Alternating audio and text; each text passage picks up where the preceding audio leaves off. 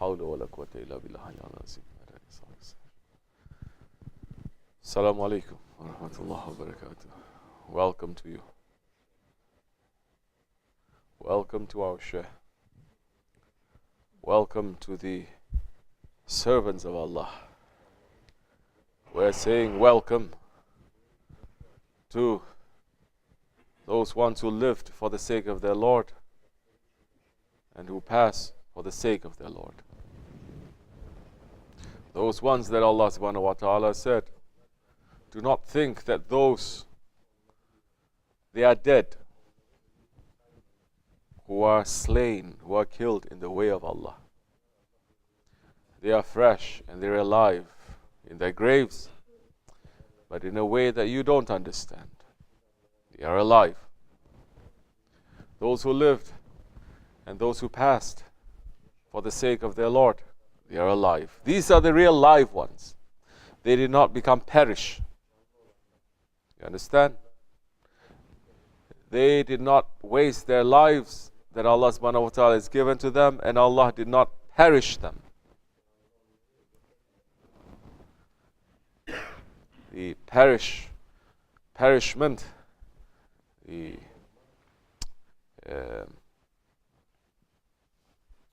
be sent to non-existence. Shaitan is saying, send me, Ya Rabbi, to hell forever, but don't send me to non-existence. There's a very deep meaning to that we're not going to enter today. But so many people, not understanding this, they have become dead while they are living. They become less than human. They didn't rise from the animal level to the human level to rise to a higher level. They stay at the animal and they go lower than the animals. That the Quran is explaining. Lower than the animals. But those who live for the sake of Allah and they pass for the sake of Allah, they are the ones who have real life in dunya and akhirat. But they must live for the sake of Allah, not live for the sake of this dunya. They run away from this dunya. They run away from the tricks and the traps of this dunya. Running away. Today, if we say those who are in tariqat to run away from this dunya, they say, brother, don't be extreme. If we say, run away from the tricks and traps and the pleasures and the treasures of this dunya, which Allah is explaining, think that you must know that your family and your children and your whatever that you own, it is a what? Confusion to you. If we say it is a confusion, they say, brother, please, Sufism is love. Is love. So now there is something wrong now in the understanding. Because the understanding of love,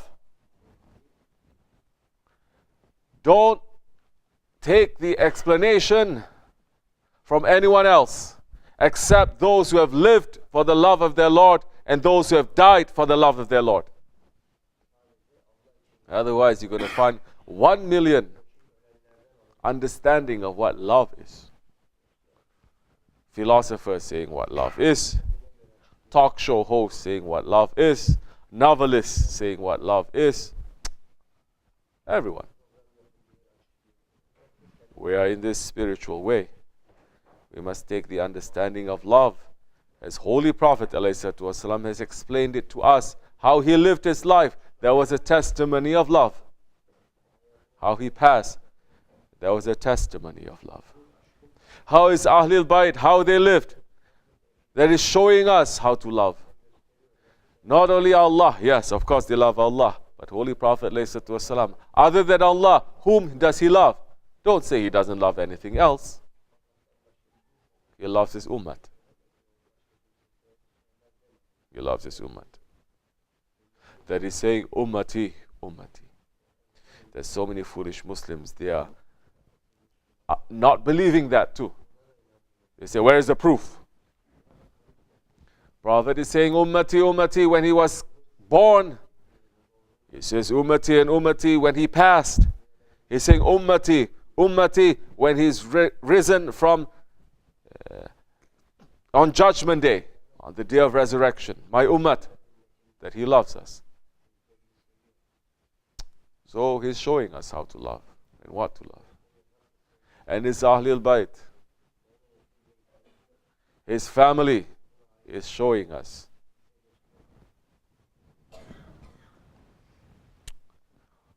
One day, Holy Prophet ﷺ said, in front of him were gathered all the Sahabi Kiram. And he said to them,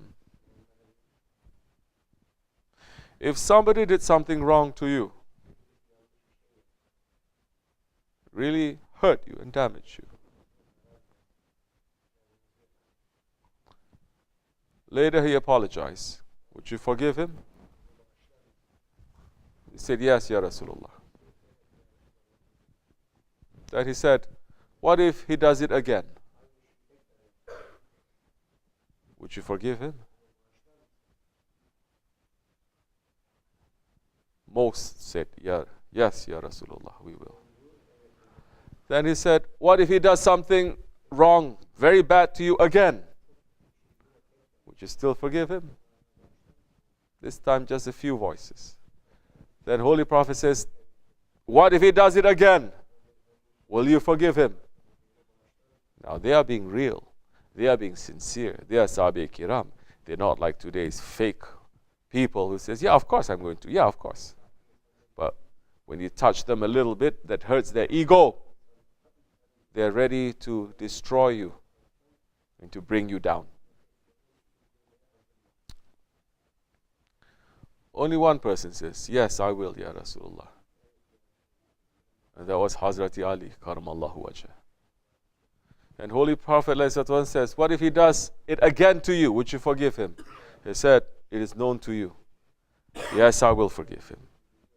And his Prophet ﷺ said, and if he does it again, will you forgive him?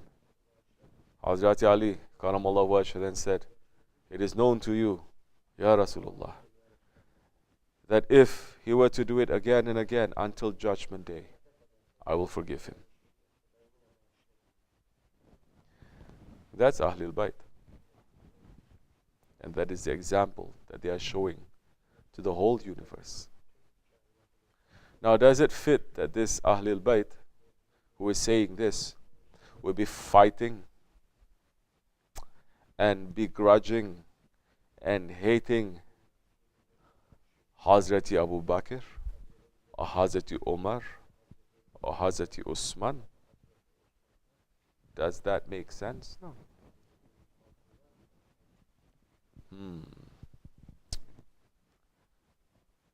Now we look at the life of Hazrati Hussain, radiallahu anh. He left everything. It is not as people think. He left to go somewhere to establish himself, later to fight against Muawiyah or to fight against Yazid, radiallahu an, Hazrati Muawiyah, radiallahu an, and to fight against Yazid. Of course, we don't say radiallahu an to Yazid. Some extreme, very popular scholars, they bend over backwards and they start praising Yazid. Huh? We have no love for Yazid. He did something wrong, very big wrong. But we are not also saying that we are better than Yazid. If you say that, Shaitan is already sitting on you. We cannot be better than Yazid because our ego, yes, it is worse than Yazid. It is worse than Shaitan. It is worse than Fir'aun and Namrud and Abu Jahl. Because Yazid grew up with Hazrati Hussain. They grew up playing together, worshipping together, living their life together.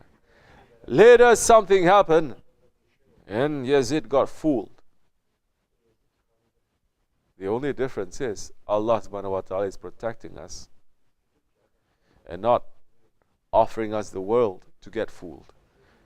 Otherwise, we are going to be worse than Yazid.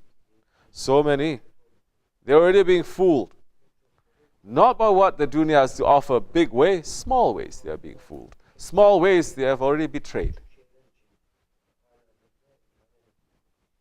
So now, we're not going to sit and curse at Yazid like some foolish ones they are doing. You do that, then we're not remembering the lesson of shaitan. That when Allah is saying, there is going to be a creature that is going to disobey me. And shaitan says, who dares to disobey Allah? I'm going to curse that one. Cursing for thousands of years. That creature that disobeyed Allah, but not knowing that it was himself. Because it didn't strike him to think, maybe it might be me. Because what is stopping me from being disobedient to Allah is Allah. What is making me to worship and to become good is not because of my worship. I'm not making myself to become good, but because Allah subhanahu wa ta'ala has sent His rahmat, His blessing to me, I'm able to carry this. Once you start saying, because of me, I am the cause, you've already made hidden shirk then. So those ones who are sitting and cursing to Yazid, but they're not taking the lesson to say that I have a Yazid inside of me. Sit and think how many times in your life you've betrayed. Betrayed your loved ones. Betrayed your Shaykh. Betrayed your Prophet. And betraying Allah. That is the spiritual lesson that we have to take. Because Hazrat Hussain showing us that when there is tyranny, he moves away from that tyranny. Like what we are doing, isn't it? Sahib ul-Sayf, Shaykh Effendi, Shaykh Abdulkerim el Kibrisi, our Rabbani Hazrat, he did exactly that. There is tyranny. He moved away and he brought with him just some people to the top of a mountain here where we are not involved with the tyranny that is happening around us. For what reason? To sit here and to challenge governments? To establish kingdom? Or to move here to be free to worship Allah, to lead a simple life?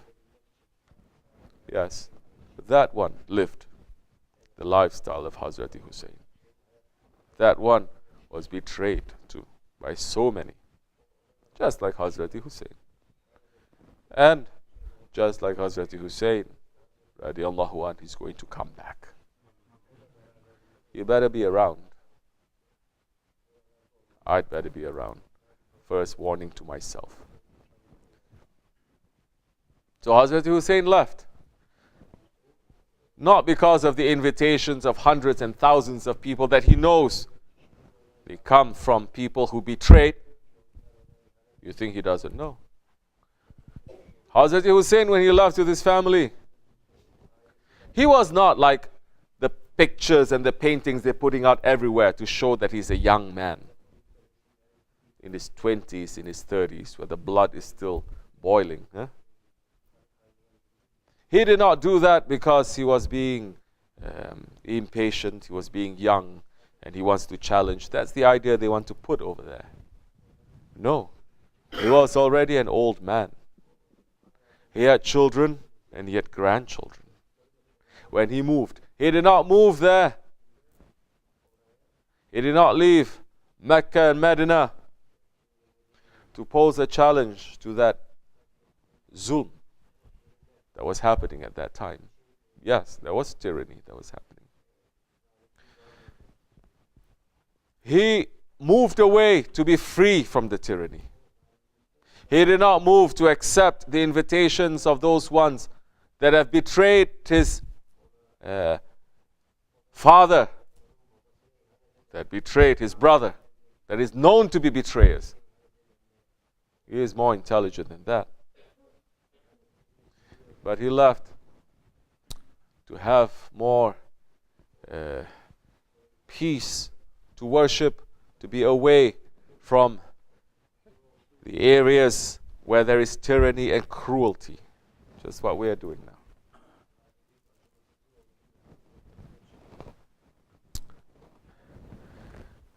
And he said, then I'm going to go to the land of the Byzants, the Byzantine, where they don't know Allah. And I'm going to go there. And Shaykh Abdulkerim el Kibrisi is saying, his plan from the Byzance area to go to where? The Caucasus Mountains.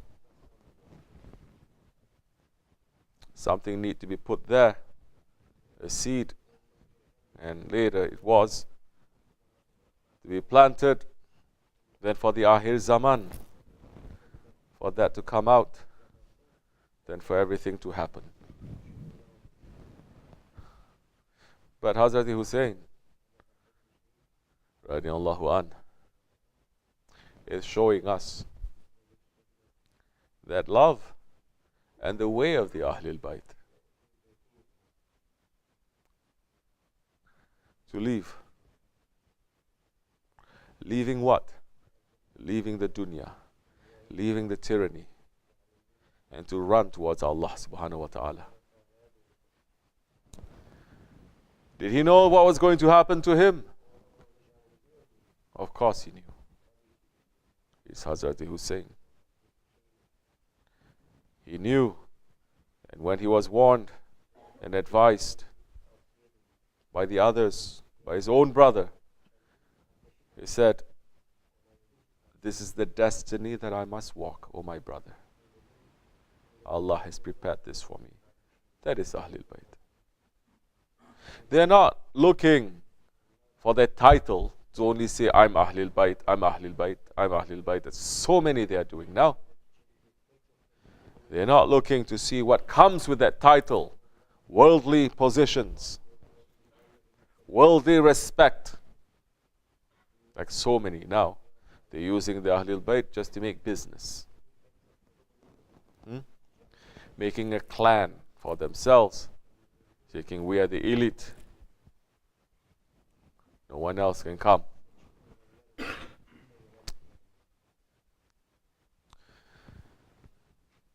He took his whole family, the Ahlul Bayt.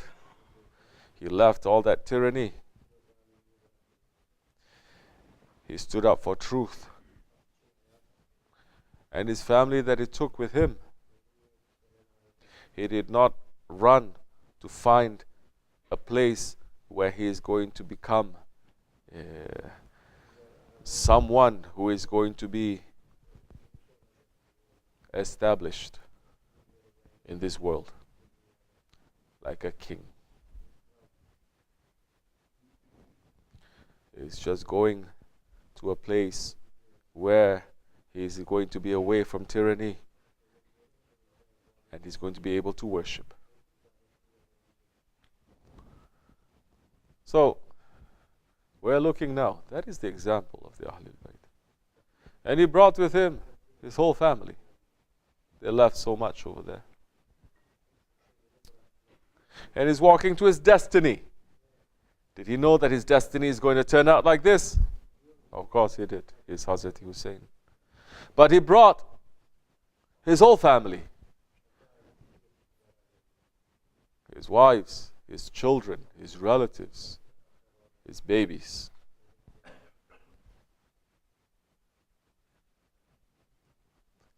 And everyone was sacrificed. Did he know that it was going to happen? Yes. So now, where are those ones who are saying we love Hazrat Hussain and we're hating Yazid? Have you looked inside of you to see if you are on the side of Hussein or the side of Yazid? Did you bring out the Yazid inside of you?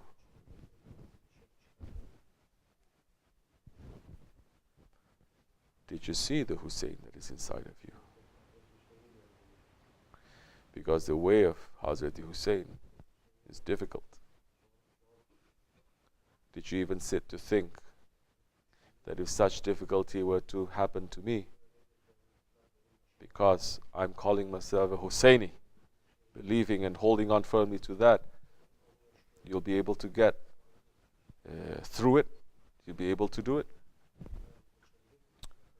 Yeah. Something for us to think about. Because with that sacrifice, with that blood that is spilled,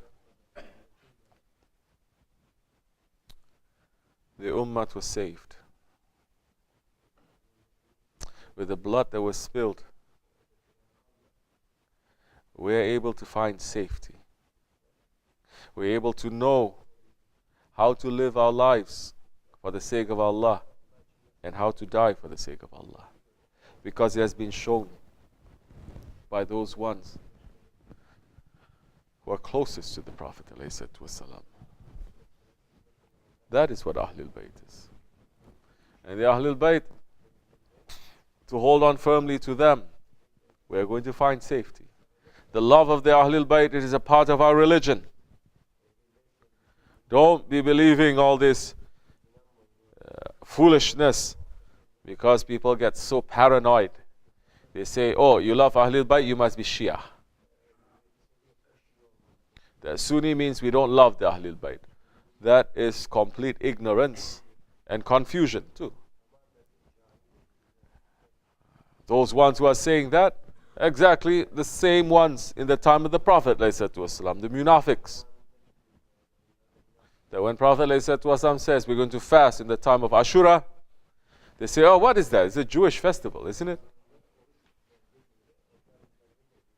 Because the Ashura, when Prophet ﷺ saw the Jews, they are fasting in the time of Ashura, and says, you are fasting. What is the reason you are fasting? It says, because Allah delivered us away from Firaun under Musa alayhi salam. So we're fasting to show thanks to Allah subhanahu wa ta'ala. And Prophet ﷺ said, what did he say? We have more right to Musa than you. So we are going to fast. But we're going to fast one day before and one day after, or we're going to make it slightly different. So those ones who are saying, no, don't love the Ahlul Bayt, you're like the Shia, it's just exactly what the munafiqs are saying at that time. It is a part of our religion, and it is, they are like the ship of Nuh alayhi salam, that we hold on to them and we will find safety. Ahlul Bayt is not just by blood. Ahlul Bayt is not just with title. Ahlul Bayt, those ones who are part of his family, who are following in the footsteps of Hazrati Hassan and Hazrati Hussain, Hazrati Ali and Hazrati Prophet ﷺ. Those are the Ahlul Bayt. Yes. Now, we don't want to get too much into the topic, because who is Ahlul Bayt? It is also open.